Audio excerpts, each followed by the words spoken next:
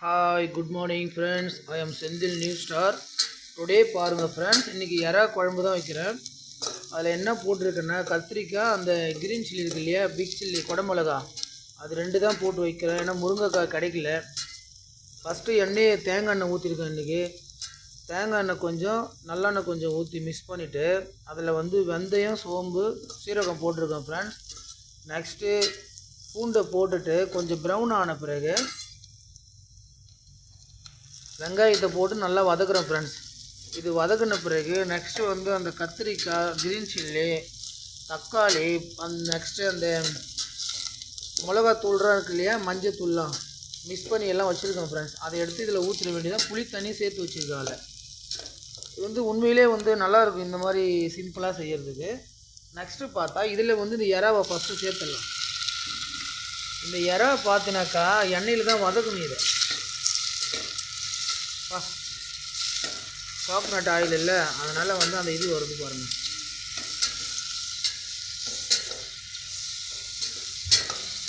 அது கொஞ்சம் செவுறணும் நல்லா. அந்த இது செவுந்தாதான் நல்லா டேஸ்ட்டு கிடைக்கும்.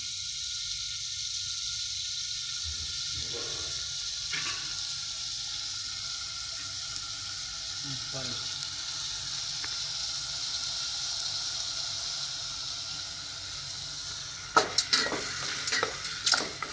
சில்வர் ஏனத்தில் வச்சாலே கருகி போயிட்டு ஃப்ரெண்ட்ஸ் 2 செகண்டில்.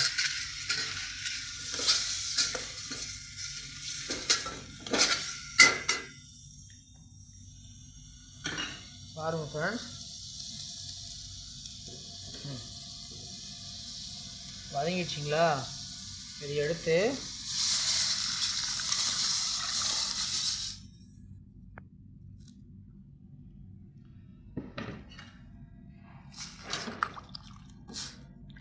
புளி தண்ணி, கத்தரிக்காய், கிரீன் சில்லி, தக்காளி இது பெருசாக கட் பண்ணி போட்டு சாப்பிட்டா அது ஒரு டேஸ்ட்டாக இருக்கும். இந்த மீன் குழம்புக்கு, எறா குழம்புக்கு, இந்த கருவாட்டு குழம்புக்கெல்லாம் அந்த மாதிரி சாப்பிட்டா நல்லாயிருக்கும். நான் ஃபிஷர்மேன்லாம் அப்படி தான் செய்வாங்க. அதை பார்த்து தான் காப்பி அடிக்கிறேன். தெரியுதா ஃப்ரெண்ட்ஸ்? இதை மூடி வைக்கலாம். நல்லா கொதிக்கிட்டோம். நல்லா ஒரு 30 மினிட்ஸ் நல்லா பாயில் ஆச்சுனாக்கா அதுக்கப்புறம் குழம்பு நல்ல ஒரு வாசம் வீசும். இப்போவே நல்ல வாசனை தான் வருது. இது ஒரு கத்திரிக்காய் தான் ஃப்ரெண்ட்ஸ். உங்களுக்கு தெரியும், ஃபாரின்லாம் பிக்காக இருக்கும் கத்திரிக்காய். ஸ்மால் கத்திரிக்காய் கிடைக்கல. அதனால் அந்த பிக் கத்திரிக்காய் சின்ன சின்னதாக கட் பண்ணி போட்டிருக்கேன்.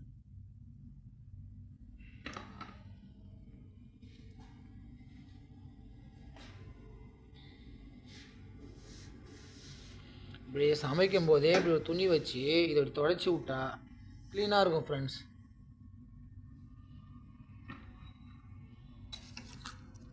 பாருங்கள், ஒரு கத்தரிக்காய், ஒரு கிரீன் சில்லி, ஒரு 20 எறா இருக்கும்.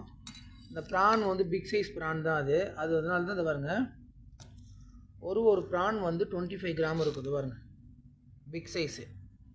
இதில் ஒரு 25 இருக்கிறதா போட்டிருக்கு பாருங்கள். இதை நீங்கள் அப்படியே இது குழம்பு கொதிக்கும் போது போட்டாக்கா அது ஒரு டேஸ்ட் மாதிரி வராது. அதை எண்ணெயில் போட்டு வதக்கினா நல்ல டேஸ்ட் கிடைக்கும். நல்ல வாசம் வீசுது ஃப்ரெண்ட்ஸ்.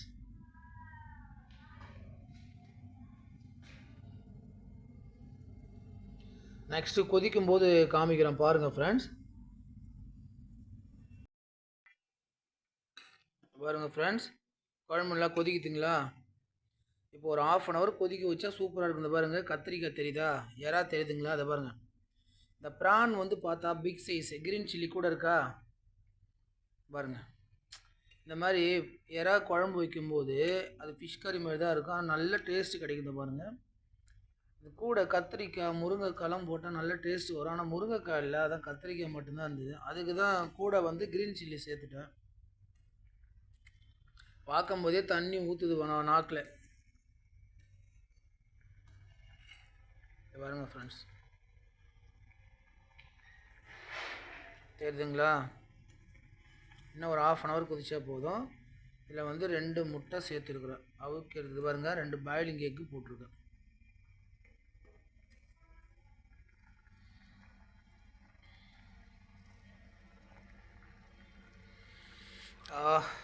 நல்லா வாசம் வீசுது ஃப்ரெண்ட்ஸ்.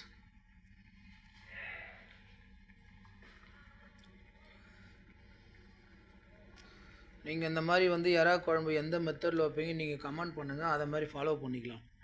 ஏன்னு கேட்டிங்கனாக்கா பேச்சுலருக்கு வந்து தெரிஞ்சது சமைக்கலாம். நீங்கள் தான் சமைச்சு தரணும், அடுத்தவங்க சமைச்சு தரணும் நம்ம யோசிக்கவே கூடாது. நமக்கு நம்ம சமைச்சு சாப்பிட்றது ரொம்ப பெஸ்ட் இல்லையா அது? ஏன்னா நம்ம எப்படி சொல்கிறது, ஹோட்டலில் வாங்கி சாப்பிட்டாலும் எதுவும் மணி சேவ் பண்ண முடியாது. நெக்ஸ்ட்டு பார்த்தா ஹோட்டலில் அவன் என்ன சுத்தமாக செய்கிறானா, எங்கே கை வச்சுட்டு வைக்கிறான்னு நமக்கு எப்படி தெரியும் ஃப்ரெண்ட்ஸ்? அதனால் நல்லா இருக்கோ நல்லா இல்லையோ நம்மளே குக் பண்ணி சாப்பிட்டா அதில் ஒரு நமக்கு தனி ஃபீல் கிடைக்கும். இதுலேயும் இந்த தக்காளியெல்லாம் தோலை எடுத்துகிட்டு தான் போட்டேன். கொஞ்சம் ஏதோ ஒரு சின்ன தோல் இருக்குது பாருங்கள், அதையும் எடுத்துகிட்டு பாருங்கள். அதில் ஒரு தோல் தெரியுதுங்களா? அதை எடுத்துடலாம். அது வெந்து வரும்போது அந்த தோல் கொஞ்சம் ஒட்டிட்டு இருந்ததை எடுத்துடலாம். எடுத்துட்டோங்களா? அவ்வளோதான். இப்போ தக்காளியும் அதில் கரைஞ்சிரும். சம்டைம் தக்காளி மூஷாக இருக்கும்போது எடுத்து சாப்பிட்றதுக்கு நல்ல டேஸ்ட் கிடைக்கும் நமக்கு. பாருங்கள் ஃப்ரெண்ட்ஸ், இப்போ தக்காளியெலாம் கரைஞ்சிட்டுங்களா? இப்போ பாருங்கள், எனக்குமே தக்காளி வந்து தோல் பிடிக்காது ஃப்ரெண்ட்ஸ். அது புது தக்காளி இல்லையா, அதனால் வந்து தோலை எடுக்க கொஞ்சம் கஷ்டமாக இருந்தது. அது ஆவி ஏதோ நல்லா கொஞ்சம் வெந்த பிறகு அந்த தோல் தனியாக பிரிஞ்சு எடுத்து இல்லையா, அப்போ ஈஸியாக எடுத்துடலாம். ஸ்பூனை வச்சு இதை பாருங்கள், தக்காளியெலாம் கரைஞ்சிரும். இதை பாருங்கள்,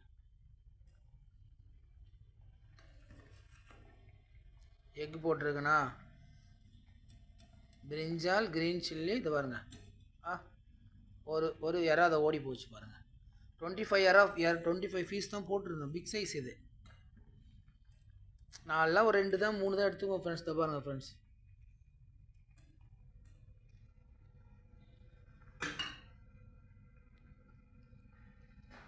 நல்லா டேஸ்ட்டு கிடைக்கும். இப்போ இந்த குழம்பு நல்லா கொதித்த பிறகு நெக்ஸ்ட்டு வந்து ஒயிட் ரைஸு, பாசுமதி ரைஸை போட்டு ஒரு பிடிக்க வேண்டியதான் இன்றைக்கி. நீங்கள் இந்த மாதிரி சிம்பிளாக செய்வீங்களான்ட்டு கமெண்ட் பண்ணுங்கள். மறக்காமல் செந்தில் நியூஸ் ஸ்டாரை லைக் பண்ணுங்கள், ஷேர் பண்ணுங்கள், சப்ஸ்கிரைப் பண்ணுங்கள். Next video tomorrow friends. பாருங்கள், கத்திரிக்காய் ஓகே.